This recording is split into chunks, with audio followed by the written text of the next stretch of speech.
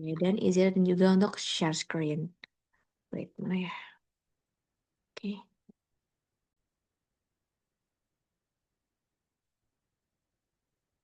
Hmm. Oke, semoga udah terlihat ya teman-teman. Jadi hari ini sebenarnya ini belum kita pelajari ya di LMS kita. Ini sebenarnya materi di sesi 15 gitu ya. Cuman saya pilih aja salah satu tema yang sepertinya menarik dan bisa kita bahas ya. Apalagi kan teman-teman dari jurusan komunikasi. Nah, yang akan kita bahas hari ini adalah social media and digital collaboration gitu ya. Kita akan belajar tentang media sosial dan apa itu kolaborasi digital. Oke. Dan nanti terakhir sifatnya diskusi ya. Jadi kita bisa diskusiin bareng-bareng. Oke deh. Nah, kalau ngomongin tentang sosial media, apa sih yang teman-teman tahu? Apa sih sosial media gitu? Atau contohnya apa sosial media yang teman-teman tahu? Atau yang mungkin teman-teman mainin gitu? Ada yang mau kasih pendapat? eh, Platform untuk berbagi, Bu, seperti Instagram, Oke. Facebook. Oke, good dari Mbak Sasmi ya. Iya, platform untuk berbagi, misalkan Instagram sama Facebook. Ada lagi teman-teman? Kalau dengan sosial media tuh, apa sih yang kepikiran? Media baru. Oke. Ada lagi teman-teman? Kalau ngomongin sosial media, apa sih yang terlintas gitu? Oke, kita lihat yang di chat. Sumber informasi, Bu. Misalnya kayak YouTube. Oke, bisa. Bagi hiburan konten. Platform digital, Bu. Oke, untuk hiburan, betul. Terus ada yang tadi itu ya, platform digital. Oke, branding. Oke, good. Bisa untuk branding juga. Ada lagi teman-teman? Kalau dengan sosial media, apa yang terlintas? Kayaknya hampir semua orang main sosial media ya di sini ya, kan udah digitalisasi juga. Oke, ada lagi? Oh iya, dari chat. Ilmu pengetahuan baru. Oke. Ya, itu bisa juga. Oke, teman-teman. Kalau gitu kita langsung masuk saja. Apa sih sosial media itu? Ini arti secara harfiahnya ya. Jadi, sosial media itu media online ya, atau daring. Gunanya ya buat komunikasi bisa untuk jarak jauh. Jadi, teman-teman tuh udah nggak perlu lagi tuh kayak satu tempat eh, jadi teman-teman di beda tempat itu masih bisa berkomunikasi, beda zona waktu itu pun bisa berkomunikasi. Terus ini juga merupakan proses interaksi antara user atau pengguna media sosial yang satu dengan media sosial yang lain. Terus dari sini tadi teman-teman ada yang bilang untuk dapat informasi, ilmu pengetahuan baru. Nah, di sosial media kita bisa dapetin itu semua ya. Informasi pakai perangkat aplikasi khusus dan yang paling penting harus pakai internet ya. Ada nggak sosial media yang nggak pakai internet? Kayaknya nggak ada ya. Jadi teman-teman internetnya harus bagus biar bisa bersosial media. Nah, itu untuk sosial media. Terus, nah sekarang ini ada teori dari si Kaplan dan Henlein tahun 2010. Jadi dua tokoh ini membagi klasifikasi sosial media gitu ya. Dilihat dari tipenya gitu. Nah, yang pertama ada sosial media yang tipenya masuk ke proyek kolaborasi. Maksudnya apa, Bu? Gitu. Proyek kolaborasi itu maksudnya adalah dari platform tersebut kita bisa nulis bareng-bareng, terus kita bisa ngeditnya for free, jadi siapa aja bisa ngedit, bisa siapa aja masukin kontennya. Kira-kira contohnya apa? Yaitu Wikipedia. Oke, teman-teman pasti tahu Wikipedia ya. Kayaknya dari kita kecil, kalau kita mau search apa aja di Google, pasti yang paling awal muncul biasanya langsung ada Wikipedia-nya. Misalkan teman-teman kepo negara apa gitu ya, misalkan suatu negara di Afrika gitu. Nanti muncul tuh di Wikipedia. Atau misalkan tokoh penting, public figure, itu biasanya di Wikipedia-nya gitu. Nah, Wikipedia itu teman-teman bisa edit secara bebas gitu ya. Siapa aja bisa ngedit. Siapa aja bisa masukin kontennya. Siapa aja bisa masukin ini kontennya dari sumber mana, sumbernya ditaruh gitu. Nah, makanya teman-teman pernah dengar nggak sih kalau teman-teman nulis karya ilmiah, contohnya yang kayak teman-teman lakuin sekarang bikin eh nanti kan UAS bakal bikin kayak paper atau makalah gitu ya. Nah, itu tidak boleh menggunakan Wikipedia ya, teman-teman. Kenapa? Karena kontennya atau isinya, substansinya itu bisa diedit sama siapa aja. Jadi, takutnya keabsahannya itu tidak teruji gitu ya. Jadi, teman-teman yang mungkin dalam penulisan tugas ini ya yang tadi UTS terus nanti UAS kan mau kita tulis sampai kesimpulan tuh si penelitiannya, jangan ada sama sekali yang pakai Wikipedia ya, teman-teman ya. Karena itu bisa jadi sumbernya tidak valid. Ada yang pernah notice nggak kalau ada tokoh penting atau artis kesandung masalah, kesandung skandal, terus Wikipedianya jadi berubah. Ada yang pernah notice itu nggak? Misalkan dia langsung dikata-katain gitu, Wikipedianya isinya jadi dilucu-lucuin, kalau nggak isinya hujatan gitu. Ada yang pernah denger itu?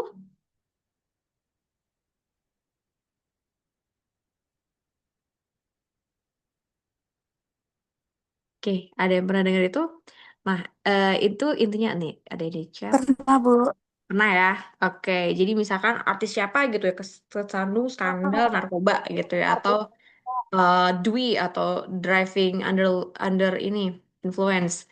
Terus nanti Wikipedianya tiba-tiba berubah. Misalkan dia jadi, iya nih dia tokoh ini nih, sorry, misalkan kayak, iya dia tuh memang uh, pelaku pelecehan seksual ya gitu ya. Jadi isinya jadi gitu. Karena siapa aja bisa ngedit gitu ya teman-teman. Maka dari itu jangan pernah pakai Wikipedia sebagai sumber untuk karya ilmiah teman-teman karena bisa jadi tidak valid karena kita bisa edit.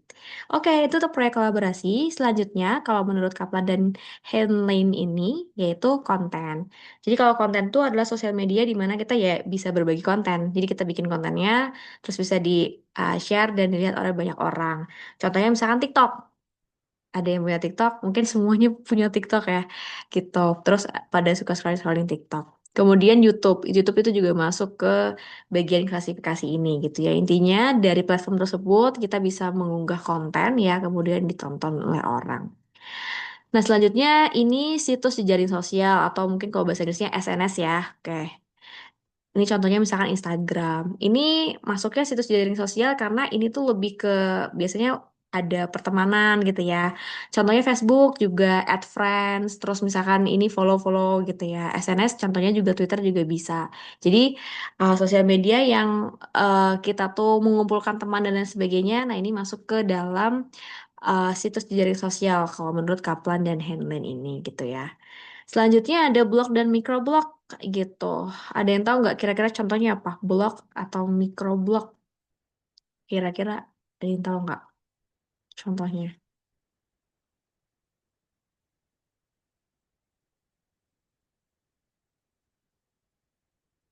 Intinya di blog sama microblog ini ya kita bisa nulis ya terkait personal kita bisa, curhat bisa gitu ya.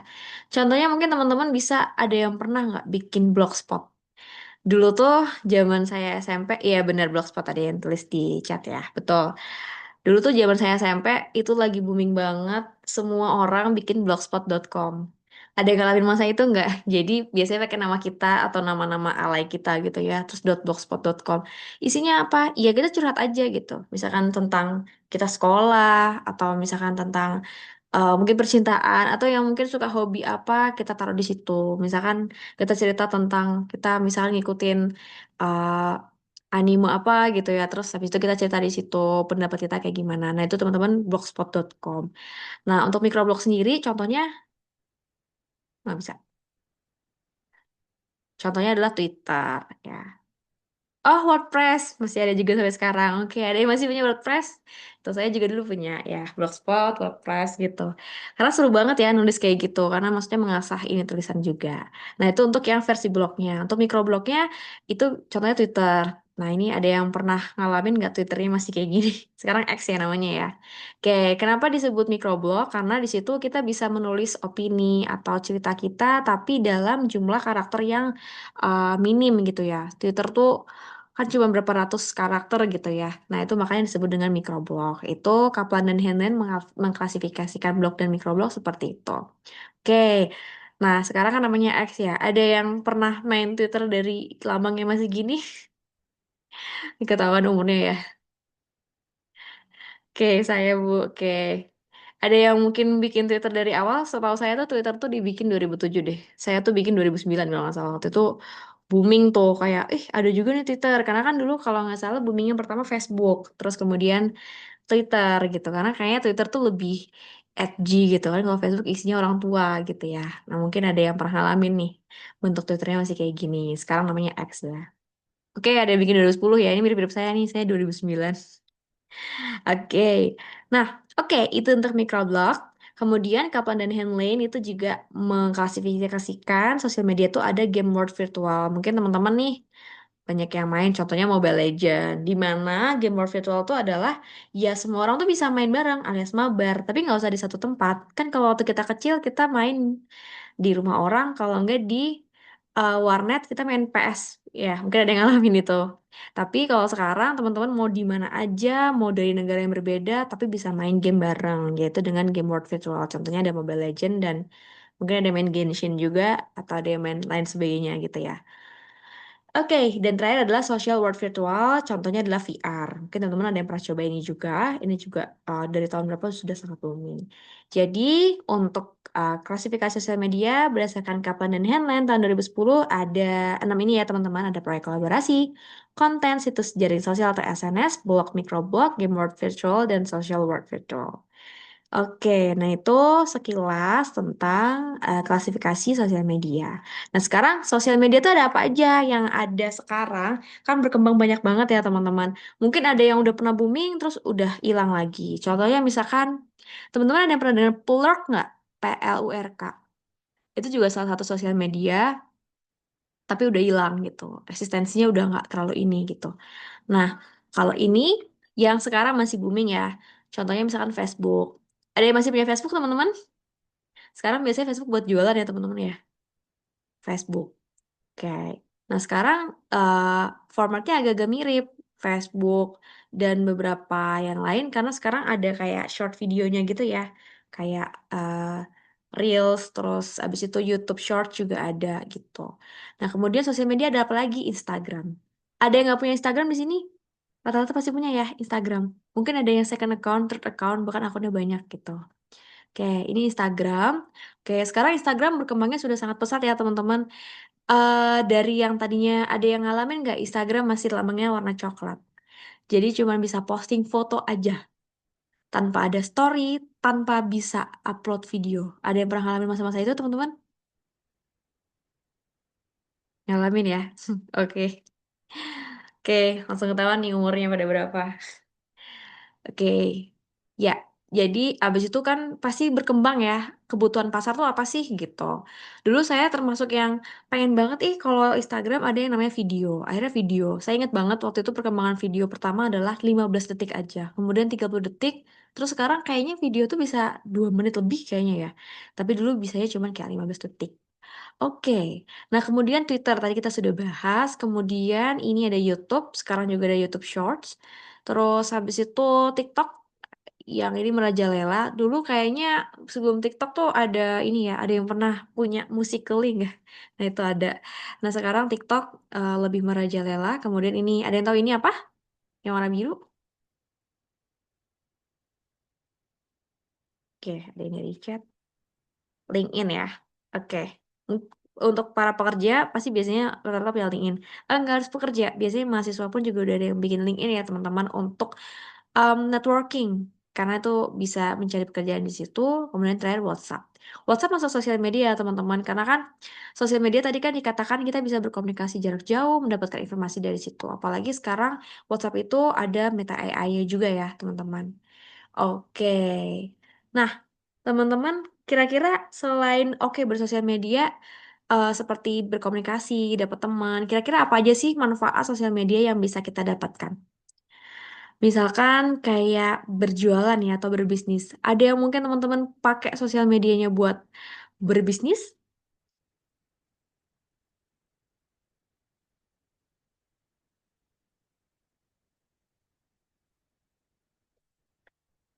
Oke, ada yang menggunakan untuk berbisnis gitu. Mungkin zaman dulu kita belum kepikiran ya teman-teman kalau misalkan sosial media itu ternyata bisa menghasilkan uang gitu ya. Oke, ada yang menyebutkan TikTok affiliate, betul ya. Sekarang tuh affiliate itu menghasilkan cuan banget loh teman-teman gitu. Jadi bisa banget dicoba gitu ya. TikTok affiliate gitu. Dan teman-teman tahu ini fenomena selebgram? Dulu kan kita Instagram main-main aja ya, teman-teman. Ada yang tahu fenomena selebgram? Di mana sekarang ternyata kalau misalkan kita followersnya banyak, either itu di TikTok atau di Instagram, itu bisa menghasilkan uang dari kita di endorse dan lain sebagainya. Oke, nah itu tuh dulu tidak pernah terbayang ya oleh orang di tahun 2000-an awal gitu bahwa ternyata dari kita mendapatkan followers banyak, bikin konten banyak, itu ternyata bisa kita berbisnis di situ. gitu ya teman-teman. Ada yang mungkin tahu teman-teman, temennya ada yang menjadi konten kreator atau apa dan benar-benar kasih testimoni, memang konten kreator itu bisa menghasilkan sekian-sekian. Nah, kebetulan teman saya tuh beberapa ada yang konten kreator dan dia kasih tahu dengan followers 13 ribuan aja, red card dia satu postingan itu di feeds itu bisa 3 juta. Sementara satu bulan dia bisa dapat endorse beberapa produk. Jadi kebayang ya, dia itu penghasilannya berapa gitu ya. Jadi kayak lebih gede dari kita-kita yang kantoran gitu. Oke, itu untuk sosial media teman-teman. Nah, sekarang kita akan melihat isu-isu terkait dengan sosial media itu sendiri. Sorry, masih digital collaboration, sorry teman-teman. Nah, tadi kita udah belajar sosial media, sekarang apa itu digital collaboration? Jadi ini adalah menggunakan teknologi atau platform ya teman-teman untuk mencapai tujuan bersama. Ya sebenarnya apa yang kayak kita lakukan dalam perkuliahan, contohnya misalkan ini, teman-teman bisa mengerjakan bikin suatu output gitu ya bareng-bareng, tapi nggak usah di satu tempat. Contohnya misalkan ini. Ada yang tahu nggak ya ungu ini apa teman-teman?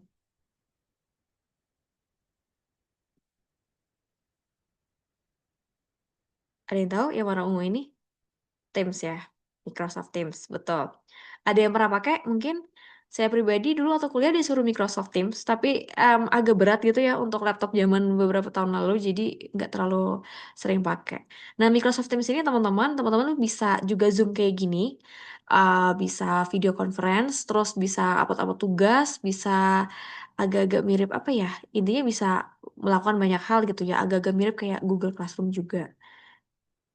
Oke, ada juga yang menggunakan ini buat kelas Mandarin. Kayak banyak banget Teams karena intinya banyak juga ya. Fitur-fiturnya tuh banyak sekali. Apalagi dia sangat interaktif juga buat kalau misalkan kelas gitu. Selain Google Classroom. Selanjutnya Zoom yang kita pakai sekarang ya. Teman-teman mungkin baru kenal Zoom pas lagi zaman COVID ya. Soalnya saya juga pengguna Zoom dari zaman COVID. Karena tiba-tiba kan harus online semua. Nah, Zoom itu tadi teman-teman mungkin notice fiturnya tuh cuma dikit. Sekarang fiturnya jadi lebih banyak lagi. Seperti itu. Nah, terakhir adalah contoh digital collaboration Google Docs. Mungkin teman-teman pakai, jadi kita bisa mengerjakan bareng-bareng, nggak harus kerjain di tempat yang sama, tapi teman-teman bisa, misalkan ini Google Sheets, kita ngerjain Excel, tapi bareng-bareng di waktu yang sama, nggak harus di ketemuan gitu. Ada Google Docs juga, dan ada juga Google Sheets gitu ya. Nah, itu bisa dikerjakan bareng-bareng. Contoh lain apa? Ada yang pakai Canva, teman-teman? Canva itu juga kita bisa ngerjain bareng ya di waktu yang bersamaan. Nah, itu juga termasuk namanya digital collaboration. Oke, itu sekilas tentang digital collaboration. Sekarang kita masuk ke, nah kita diskusi ya teman-teman. Kan tadi kita udah kenal sosial media, klasifikasinya apa aja gitu ya. Ada Wikipedia, kemudian ada sosial media yang teman-teman kenal. Nah, sekarang apa aja sih kira-kira isu terkait sosial media? Apa sih permasalahan yang pernah terjadi selama sosial media itu eksis gitu? Uh, Selama sosial media itu uh, berkembang dengan pesat gitu ya. Selain tadi teman-teman bilang bisa bisa dapat informasi, dapat ilmu pengetahuan baru. Nah, apa aja sih isu-isu yang sebenarnya banyak terjadi ketika sosial media itu semakin berkembang? Ada yang mau sharing teman-teman? Kita diskusi ya sekarang ya. Oke, bisa lewat chat ya teman-teman. Isu. Ada Bu, sekarang yang di Twitter itu yang Grok. Oh, Grok. Iya, betul. Betul. Coba bisa dijelaskan isu apa tuh yang tentang Grok terkait Twitter?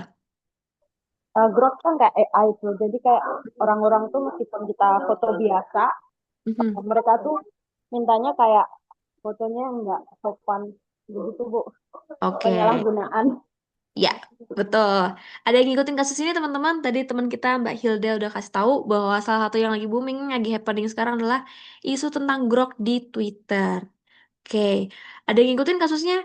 Jadi, itu isunya adalah Grok itu kan bener dia AI, AI-nya si X ini ya punyanya si Elon ini gitu. Tapi ternyata dia tuh bisa mengabulkan tanda kutip permintaan si user Twitter atau X untuk hal-hal yang tidak senonoh ya. Contoh misalkan padahal ada orang kasih gambar dia tuh foto pakai jilbab atau bahkan pakai gamis gitu ya dari belakang gitu. Atau misalnya contoh artis aja gitu. Tapi banyak banget user-user nakal bilang tolong bikin dia menggunakan pakaian misalnya tidak senonoh gitu. Nah, itu kan sangat bahaya ya, teman-teman, gitu. Kemarin saya lihat kayaknya Elon Musk sendiri udah ngekuat tentang itu deh, keresahan para user X karena banyak yang nakal gini. Masalahnya groknya itu seperti menyetujui ya. Itu salah satu isu X yang sekarang lagi benar-benar bikin concern. Oke, oke. Oke, teman kita ada lagi menyebutkan banyak informasi yang kurang akurat. Ya, betul. Atau misleading gitu ya, teman-teman, misinformasi. Jadi, kita mencari apa, ya kita nggak bisa nelan mentah-mentah ya, karena informasinya kadang kurang akurat. Atau, misalkan ada berita nih, terus dipotong, terus nanti dijadiin headline newsnya tuh biar apa ya, clickbait gitu ya. Ya kadang kan clickbait itu salah satu strategi biar banyak yang view gitu ya. Cuman itu juga bahaya ya. Jadi beritanya jadi agak kurang akurat. Oke, teman kita ada yang menyebutkan mudahnya menyebar berita hoax. Oke, betul. Sekarang banyak banget berita-berita hoax gitu ya. Apalagi sekarang selain hoax, teman-teman tahu deepfake.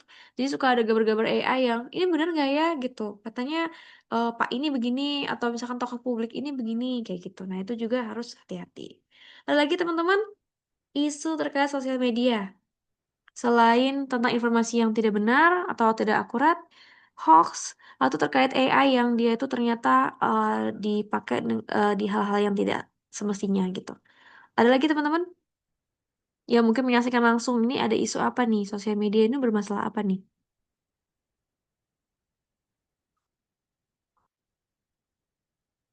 Masih banyak nih kayaknya ya, teman-teman. Silakan. Scam. Ya, betul. Mungkin ada yang pernah ngalamin atau pernah lihat biasanya nih di X gini. Teman-teman, aku habis mengalami penipuan gini-gini gitu. Jadi kena scam. Mungkin teman-teman pernah menyaksikan itu ya di X atau Twitter terkait dengan scam itu sendiri. Jadi teman-teman hati-hati juga ya bersosial media. Kadang ah, itu biasanya tipu atau enggak scam. Oke, di Instagram juga ya. Iya, betul. Di Instagram sebenarnya di mana-mana aja ya. Tadi kan WhatsApp juga masuk sosial media. Kadang juga ada yang gitu ya. Atau yang sebenarnya sering terjadi di Unsia, teman-teman. Ini saya juga minta maaf ya sebagai pihak Unsia bahwa sering banget tuh di grup-grup masuk tiba-tiba menyamar jadi dosen siapa, terus minta talangin pulsa dulu gitu ya. Nah, kalau ada gitu lagi, teman-teman gak usah ditanggepin. Karena kayaknya nggak mungkin deh dosen minta pulsa gitu atau mahasiswa minta pulsa gini-gini. Karena sekarang tuh kayaknya nggak terlalu main pulsa-pulsa gitu ya. Jadi kalau ada kayak gitu hati-hati tuh scam ya. Itu terjadi juga di kampus kita. Oke. Ada juga di Roblox ada anak yang terkena bullying. Oke. Dari tadi kita ngomongin tentang scam, hoax dan lain sebagainya. Nah, ini ada isu yang teman kita Mbak Nasya menyebutkan bahwa terkait cyberbullying. Jadi kena bullying di Roblox saat bermain game dan adegan tidak senonoh yang seharusnya tidak ada di situ. Nah, ini jadi concern banyak orang tua dari beberapa tahun silam ya teman-teman terkait sosial media. Tadi kan game Roblox itu masuk ke game world virtual ya. Jadi semi anak-anak sekarang itu adalah orang tua tuh oke dibolehin main game. Tapi kita nggak tahu ya di game virtual itu ternyata banyak orang dewasa. Dan sorry banget kan kadang maaf ya ada bisa jadi pedofil dan lain sebagainya. Nah itu menjadi concern yang sangat-sangat ya untuk para orang tua dan orang dewasa di sekitar gitu. Jadi teman-teman yang mungkin sudah punya anak dan main game itu harus diperhatikan banget ya teman-teman. Seperti itu. Oke, cyberbullying. Oke, cyberbullying, ujaran kebencian masuk. Iya, tentu saja masuk terkait isu sosial media. Kenapa? Karena kan itu merupakan pembulian, tapi ada kata cyber, yaitu terjadinya di dunia virtual alias online, ya. Jadi, sosial media itu tempatnya cyberbullying banget ya. Ada yang pernah nemu gak sih teman-teman? Misalkan konten TikTok. Terus komen-komennya kayak, ih kok kayak gini, kok kayak gini. Misalkan jadi body shaming, dan lain sebagainya. Ada yang pernah nemu konten-konten seperti itu? Nah itu masuknya cyberbullying ya teman-teman. Ujaran kebencian, misalkan kayak artis-artis, berita tentang artis, terus kita benar-benar ngehujat di platform media sosial mereka. Atau ingat zaman Pilpres teman-teman? Hampir 2 tahun lalu. Nah, itu banyak sekali ujaran kebencian yang merebak di mana-mana ya, teman-teman. Nah, itu juga kasus yang sangat erat dengan sosial media gitu. Ada lagi teman-teman? Selain cyberbullying, terus habis itu ada terkait dengan banyaknya bermunculan yang seharusnya tidak dilihat dengan anak-anak, kemudian hoax dan lain sebagainya. Ada lagi teman-teman? Arguing comment, oke, ya itu bisa. Oke, komen-komen yang mengundang banyak opini-opini seperti itu, kemudian malah jadi ini ya, jadi saling apa ya, ya nanti bisa menimbulkan ujaran kebencian juga sebenarnya gitu ya. Kalau teman-teman lihat misalkan di Twitter atau misalkan di Instagram, di TikTok, lihat kolom komentarnya banyak sekali perdebatan di situ terjadi. Jadi perdebatan saling menyalahkan, saling menjatuhkan. Nanti bisa jadi ada yang pernah nemu nggak kayak gini kasusnya. Jadi berantem di sosial media, lama-lama ada yang kena doxing. Ada yang pernah dengar doxing?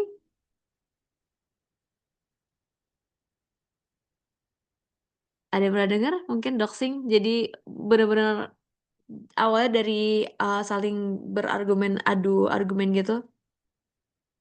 Ya. Oke, ini bisa juga. Oke, teman kita bilang lagi komen misalkan kayak sepak bola Real Madrid versus Barcelona. Iya, itu juga banyak ya.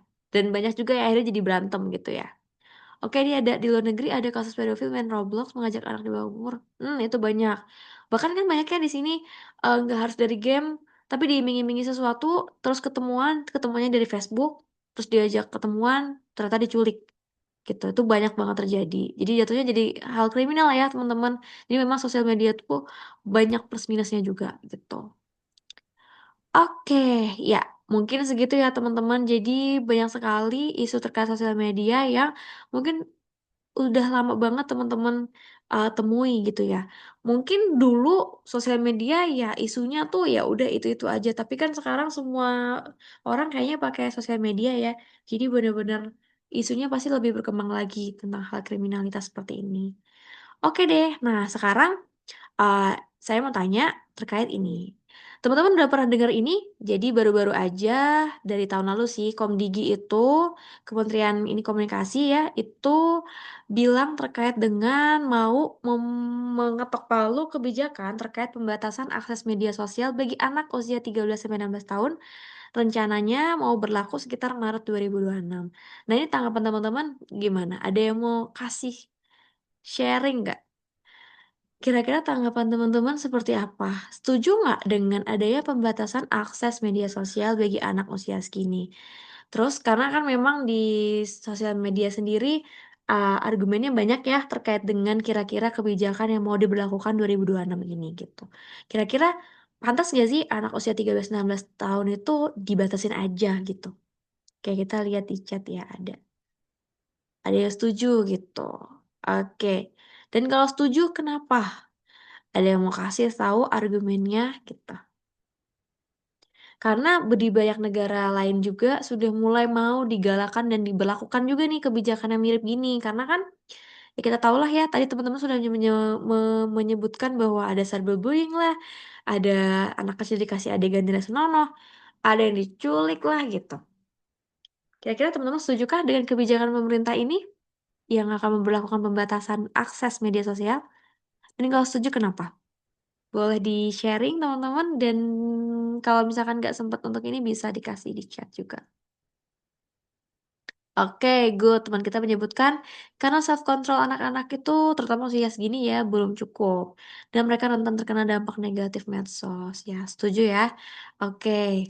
Nah, ada lagi teman kita menyebutkan setuju dengan kebijakan ini. Oke, tapi biasanya, nah ini adalah tantangan juga ya, karena biasanya mereka tetap bisa mengakses sosmed pakai punya orang tuanya, betul. Ada yang pernah dengar nggak sih bahwa orang tua tuh menggunakan fitur for kids. Jadi kayak misalkan YouTube for kids, Netflix for kids, ini for kids, terus orang tua bisa ini. Masalahnya adalah yang saya temukan, saya tuh punya sepupu umurnya masih sekitar 14 tahun. Dia itu tahu gimana caranya menyeting agar itu tidak for kids lagi. Misalkan nih, ibunya lagi di kamar mandi, ya kan, atau ayahnya lagi sholat gitu. Terus dia kutak-atik HP aja, dia bisa gitu. Jadi memang betul yang teman kita sebutkan, setuju dengan pembahasan akses media, tapi ternyata anak-anak Gen Alpha, Gen Z akhir ini, mereka tuh sangat melek teknologi, jadi masih bisa akses punya orang tuanya. Oke, ada yang menyebutkan saya pribadi setuju agar remaja yang bersosial media punya mental yang lebih stabil untuk menghadapi dampak sosial media. Ya, betul. Selaras dengan yang tadi teman kita bilang ya, bahwa memang umur segitu tuh self controlnya masih belum bagus ya sebenarnya. Bu, kayaknya umur segitu udah gede deh. Ya, mungkin secara fisik mereka sudah berkembang menuju orang dewasa karena kan remaja ya. Tapi sebenarnya secara mental mereka masih bingung, masih cari jati diri gitu ya. Jadi benar mereka sebenarnya masih belum stabil. Masih kalau diajakin ini tuh masih mau. Masih belum mikir ini bagus nggak sih? Atau masih mikir, ih ini tuh keren. Tapi mereka nggak mikir dampaknya. Oke, ada lagi teman-teman, ya. Karena terbentuknya pemikiran logis yang mapan baru terjadi di sekitar usia 17 tahun. Ya, setuju. Makanya kenapa KTP kan kita umur 17 ya, teman-teman. Itu juga kenapa SIM sebenarnya harus 17 tahun ya, teman-teman. Gak boleh di bawah itu. Karena mereka di jalan tuh belum bisa mikir yang benar gitu. Oke, setuju. Oke, ada juga aplikasi kontrol orang tua. Ya, iya betul. Untuk melindungi anak dari konten berbahaya. Oke, oke. Ya, ada lagi teman-teman yang setuju dan argumennya kenapa setuju. Jadi kira-kira kemarin yang kita sudah alami, ada kan yang sama kayak saya bikin Twitter 2009 2010, padahal umurnya waktu itu saya umurnya masih 12 tahun. Sebenarnya nggak boleh ya, itu masih di bawah batas ini, kebijakan ini bahkan gitu. Dan mungkin kalau ditelisik lebih dalam, mungkin zaman dulu ya udah banyak banget isu-isu sosial media, karena nggak kepantau aja gitu. Tapi kan kalau sekarang lebih terpantau ya, jadi akhirnya digalakan seperti ini gitu. Mungkin teman-teman sering lihat anak-anak kecil sekarang konten TikTok diikutin gitu ya. Terus apa ya, tren-tren apa diikutin tanpa mereka tahu ini tuh benar nggak sih, bagus nggak sih, ganggu belajar nggak sih. Nah itu mereka kan nggak tahu ya. Jadi saya pribadi sebenarnya setuju banget kalau dibatasin akses media sosial, atau kalaupun emang mereka tetap akses, dikontrol dari orang tua aja gitu. Sering kan teman-teman lihat sosial media di manage by orang tuanya dan siapa gitu ya. Oke, sip. Ada lagi teman-teman terkait dengan setuju nggak sama kebijakan ini gitu. Nah, sebenarnya yang jadi perdebatan di sosial media, oke kita baca dari teman dulu ya. Aku setuju banget, Bu, karena mereka baru beranjak dewasa, keinginan tahuan masih tinggi, ekspor juga masih tinggi. Kalau nggak dibatasi, banyak negatifnya di sosial media. Betul, betul. Remaja itu tadi ya, yang teman kita udah bilang self control belum ini, mental belum stabil. Memang mereka maunya eksplor ya. Ini apa sih? Dicari lah di internet gitu ya. Tanpa mereka tahu yang mereka cari itu sebenarnya apa gitu ya. Jadi itu memang bahaya sekali gitu. Nah, sebenarnya perdebatan yang ada ketika si Komdigi bikin kebijakan ini, sounding tentang ini adalah orang tua tuh bertanya, implementasinya kayak gimana nih pemerintah gitu, biar ini jalan dengan baik. Karena kan kita tahu ya, kadang pemerintah bikin kebijakan apa implementasinya agak meh gitu ya. Nah, itu yang ditanyakan banyak orang dewasa. Kira-kira implementasi pemerintah tuh apa? Efektifnya kayak gimana gitu. Nah, nanti kita coba lihat aja ya teman-teman kalau ini udah mulai diberlakukan tuh seperti apa. Karena kan kayaknya bakal marah ya anak-anak remaja kalau ini tiba-tiba dibatasin gitu. Oke deh teman-teman. Ada yang mau ditanyakan mungkin sebelum kita tutup Zoom-nya? Oke, nih teman-teman kita sudah membuat absen. Jadi teman-teman sebelum ditutup mohon boleh isi presensi di di kolom chat ya teman-teman. Boleh silakan di ini. Oke. Nah, teman-teman, kira-kira ada pertanyaan nggak tentang materi hari ini? Atau mau bertanya soal kemarin UTS? Saya masih dalam proses pengecekan ya teman-teman, soalnya banyak banget kelas ICT-nya. Maksudnya mahasiswanya banyak, jadi masih dalam proses. Tapi so far sih saya lihat mengerjakannya mayoritas sesuai dengan yang sudah kita bahas di Fitcon 2 ya. Misalkan kalau tulisan itu harus dimulai dari pendahuluan, isinya apa aja sih latar belakang, terus ada rumusan masalah gitu-gitu. Jadi so far teman-teman sudah sesuai track. Jadi nanti tinggal ini aja.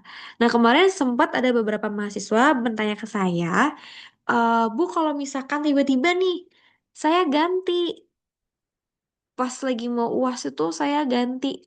Gak masalah, teman-teman. Kalau misalkan ternyata, kayaknya kalau yang ide ini realisasinya agak susah, atau misalkan nyari penelitiannya agak susah, teman-teman mau ganti gak masalah ya, teman-teman. Jadi, sebentar.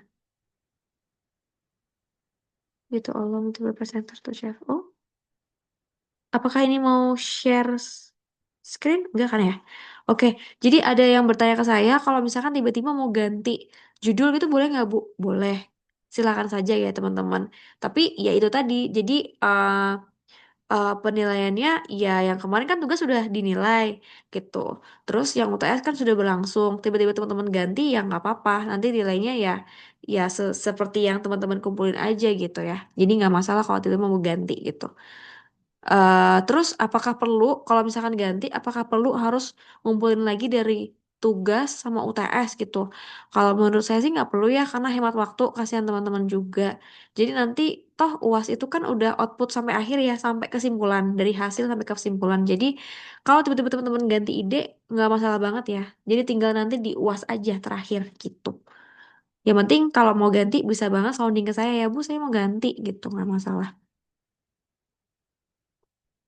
Oke, ada yang bertanya nih. Bu, menurut Ibu apakah perlu orang tua melihat isi akun sosial media anak khususnya yang under 17 tahun? Dan apakah menurut Ibu apakah lebih banyak orang tua gaptek yang perlu diawasi atau anak-anak yang terlalu melek teknologi yang perlu diawasi? Oke, good. Ada yang mungkin mau menanggapi teman-teman? Jadi kira-kira perlu nggak sih orang tua nih, mungkin teman-teman yang sudah punya anak ya, kita perlu nggak sih kita kutak-atik ngeliat akun sosial media anak kita? Khususnya yang di bawah 17 tahun, karena kan memang pemerintah sendiri kan pengen pembatasan akses 13 sampai 16 gitu ya. Menurut teman-teman gimana? Kalau menurut saya pribadi, gimana ya? Jujur waktu saya dulu zaman umur segini, orang tua tuh nggak pernah utak-atik sosial media. Jadi berdasarkan kepercayaan. Karena gitu, anak itu kalau dicurigain dia malah rebel gitu ya. Nah itu menurut saya sih tergantung parenting style ya. Cuman melihat anak zaman dulu, zaman kita kecil sama anak zaman sekarang, itu sangat berbeda ya. Terus konten-kontennya juga berbeda.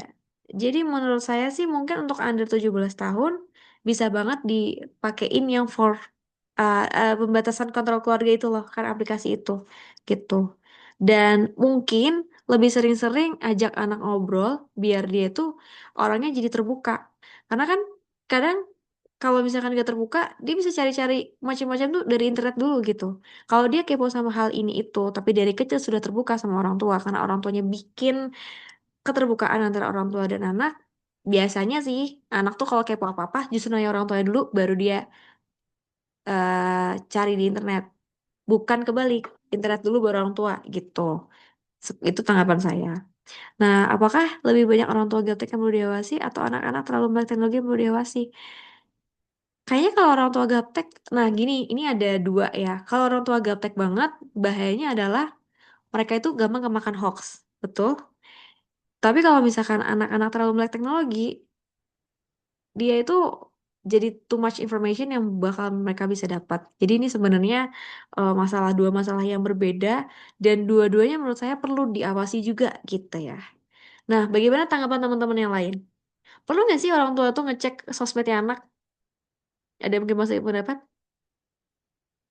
Kayak teman kita ada yang bilang, biasanya anak malah kurang nyaman. Anak kurang nyaman, terus WA jadi di hide, terus diblokir di setiap sosmed. Oke, karena saya pribadi, saya juga nge-hide orang tua ya dari waktu itu orang tua saya tanya, Twitter kamu apa? Terus saya nggak pernah bilang, nggak, kalau Twitter itu tidak boleh diakses orang tua. Saya sampai kayak gitu, tapi orang tua saya ngerti. Ya saya di Twitter nggak aneh-aneh. Cuman kan curhatan kita di Twitter suka beda gitu ya sama dunia nyata gitu. Jadi itu, betul. Sekarang jadi banyak anak yang meng-hide orang tuanya atau memblokir gitu. Di anak kurang nyaman juga. Jadi sebenarnya lebih ke sisi kepercayaan aja sih antara orang tua ke anak. Trust gitu ya. Ada lagi mau menanggapi teman-teman? Kira-kira perlu nggak sih orang tua itu melihat sosmed anak? Atau ada yang pernah mengalami benar-benar dicek sama orang tuanya gitu? Oke, saya pribadi tidak harus dicek orang tua. Oke. Oke, kalau di luar negeri umumnya itu udah ranah privasi. Betul. Oke. Ya, menurut saya juga iya kalau utak-atik sosmed anak, takutnya anak jadi kurang nyaman dan dia nggak percaya sama kita. Takutnya jadi gitu ya.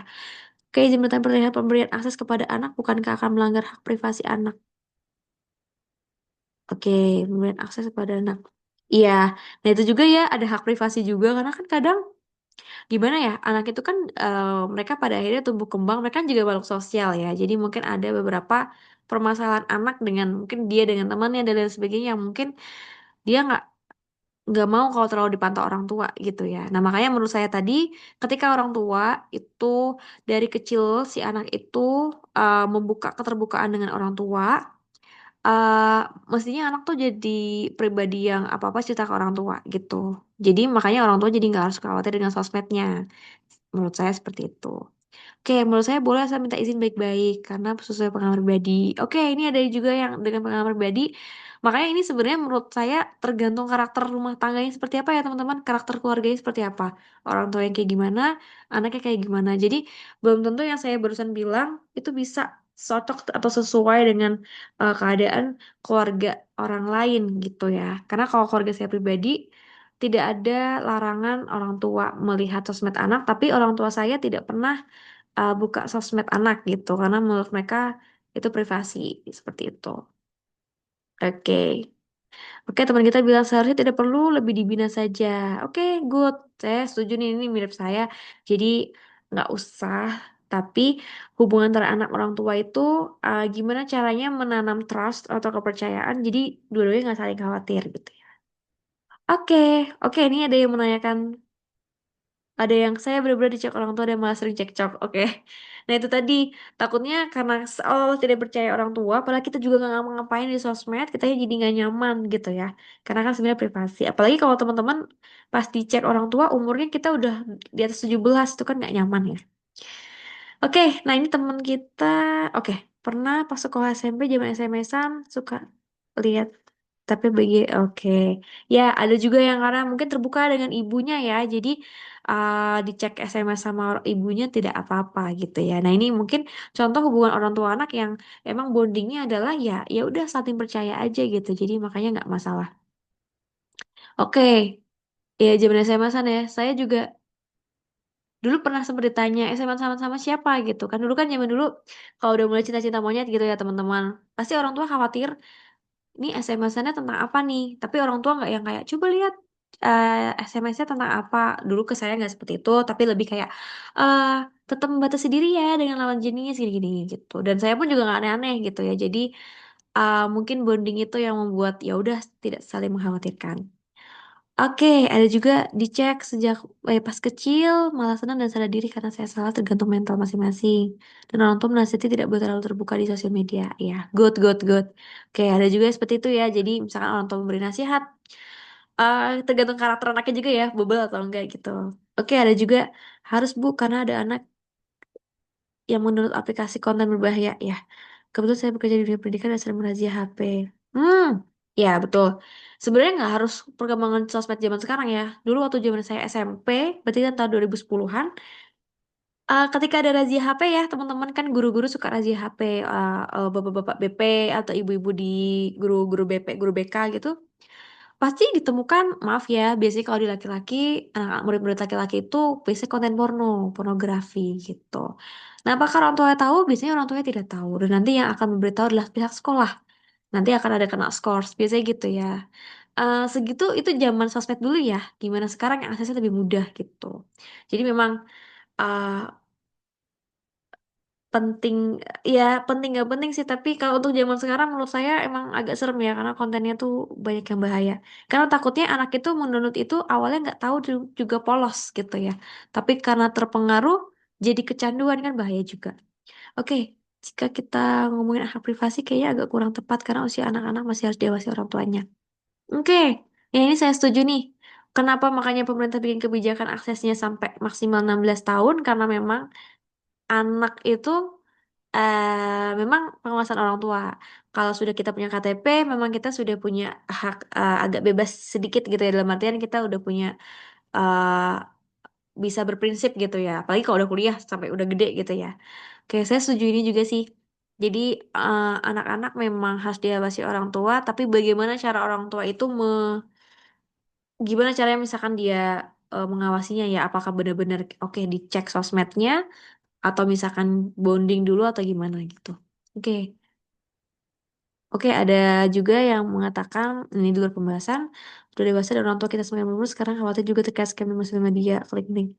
Oke, nah ini selaras dengan pertanyaan teman kita tadi, kalau misalkan orang tua yang tidak terlalu melek teknologi itu perlu diawasi nggak sih gitu ya? Betul, orang tua semakin berumur, kita khawatir kalau misalkan orang tua kita terkena scam ya, karena banyak banget loh teman-teman yang ngalamin.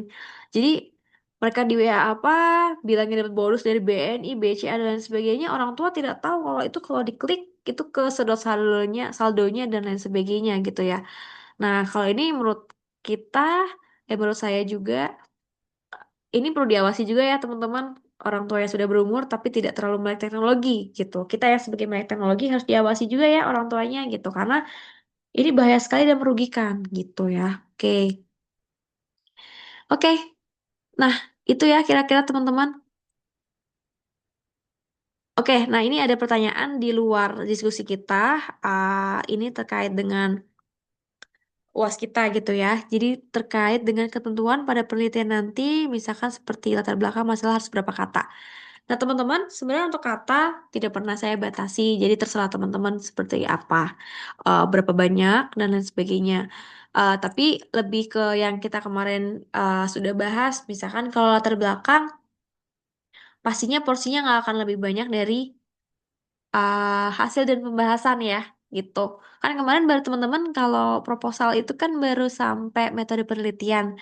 Nah, kalau hasil pembahasan yang nanti teman-teman kumpulin di UAS, porsinya pastinya harus lebih banyak daripada jumlah porsi di latar belakang gitu ya. Karena latar belakang kan cuma pengantar aja. Kalau hasil pembahasan itu yang paling penting dalam penelitian atau tulisan teman-teman gitu ya. Nah, untuk ini kita akan lebih bahas nanti di Vkon 4, insya Allah di pertemuan ke-14 atau 15 ya. Nanti kita kalau untuk pertemuan terakhir di ICT Literasi, kita bahas tentang skema UASnya. Ya, jadi dari terkait teknis, misalkan komposisinya gimana, terus kayak apa aja yang harus ada, hasil pembahasan atau kesimpulan seperti apa. Nah, itu kita akan bahas. Kita akan bahas lebih lanjut di Zoom keempat ya, teman-teman ya. Tapi intinya kalau untuk harus berapa kata itu tidak dibatasi ya teman-teman. Misalkan rumusan masalah 100 kata, nah itu enggak gitu ya. Paling kecuali nanti kalau misalkan ada abstrak itu biasanya cuma 100 sampai 200 kata.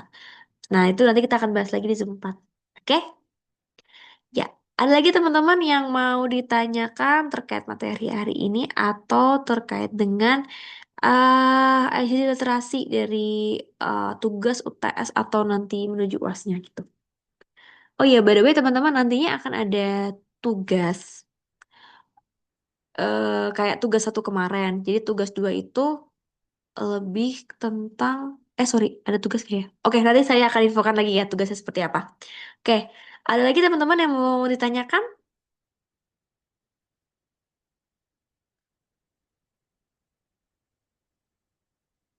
Oke, kalau tidak ada teman-teman, kelas hari ini nih udah jam 8 juga. Kelas hari ini saya tutup sampai di sini.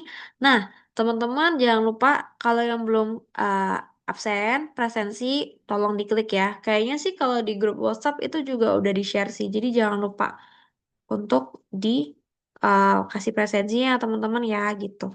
Sebenarnya Zoom itu kan memang kalau di Unsia tuh nggak wajib dalam artian kalau teman-teman misalkan lagi kerja atau lagi nggak bisa hadir tuh memang tidak wajib. Tapi kalau misalkan hadir ya sangat diapresiasi lah gitu ya. Karena kan kadang diskusi kayak gini bisanya kalau kita benar-benar nongol di Zoom bareng-bareng kan gitu. Oke, teman-teman, saya izin stop share.